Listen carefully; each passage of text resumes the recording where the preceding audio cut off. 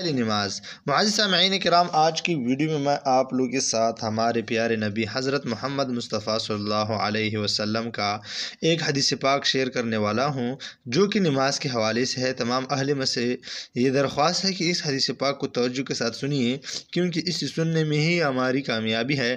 بسم اللہ الرحمن الرحیم۔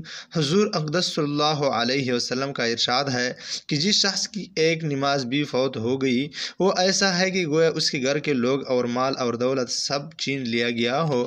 شیخ صاحب فائدے میں لکھتے ہیں، نماز کا ضائع کرنا اکثر یا بال بچوں کی وجہ سے ہوتا ہے کہ ان کی خیر خبر میں مشغول رہے، یا مال و دولت کمانے کے لالچ میں ضائع کی جاتی ہے۔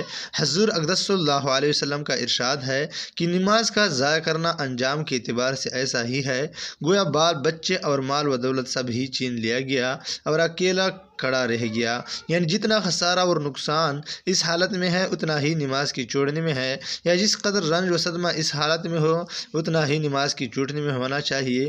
اگر کسی شخص سے کوئی معتبر آدمی یہ کہہ دے اور اسے یقین آ جائے کہ فلاں راستہ لوٹتا ہے اور جو رات کو اس راستے سے جاتا ہے تو ڈاکو اس کو قتل کر دیتے ہیں اور وہ سب کچھ چھین لیتے ہیں، تو کون بہادر ہے کہ اس راستے سے رات کو چلے؟ رات کو تو دور کنارے دن کو بھی مشکل سے اس راستے کو چلے گا۔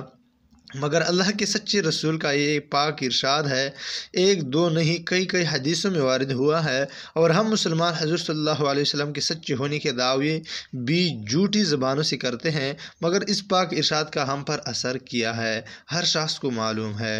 وآخر دعوانا ان الحمد للہ رب العالمین۔